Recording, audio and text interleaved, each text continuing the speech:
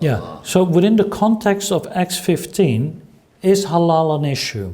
And the answer is no, it isn't an issue, because within the context, it is about fellowship with Jewish and Gentile believers, and it's about eating at a pagan shrine.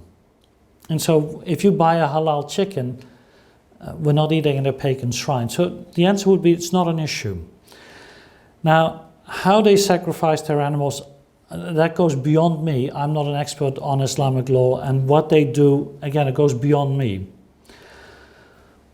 Paul even writes this though, and he says, don't condemn a man for what he eats or what days he celebrates.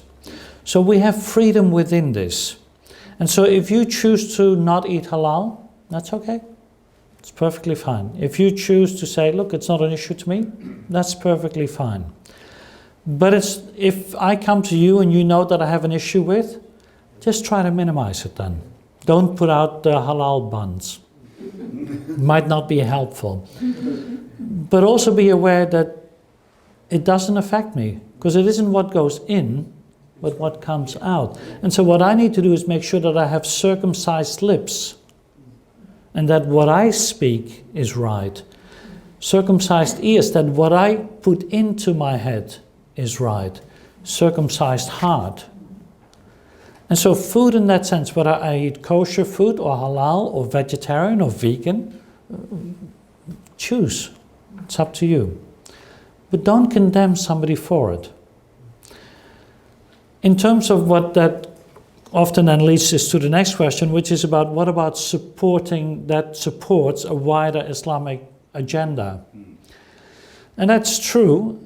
And that may be a reason why you choose to or not to buy something. One of my favorite foods is usually only found in a halal shop. So what do? Well, generally I don't support the Islamic ideas and Islamic faith. But as a believer in Jesus, what I am commanded to do is share the gospel with all of creation. And that includes people from a Muslim background, people from a Jewish background, people from any background. And as such, when I go and order my particular thing that I like, what do? I wear a t-shirt that says, Jesus loves me. Jesus made me kosher. Because I know they'll look at it and go, oh. And if an opportunity arises, I'll bite. Because that's what I want. I want that dialogue, so that they will hear the gospel. Not interacting with them, they'll never hear the gospel. That's the key for us. We are not called to throw them all out. We're told to share the gospel.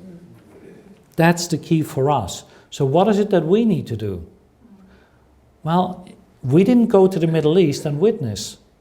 So God then says, let me send them to you, since you're reluctant missionaries like Jonah. Maybe it's a good thing, because God would have had to make a whale big enough for all of us. Okay, that's a different issue. So in that sense, that's where I basically stand.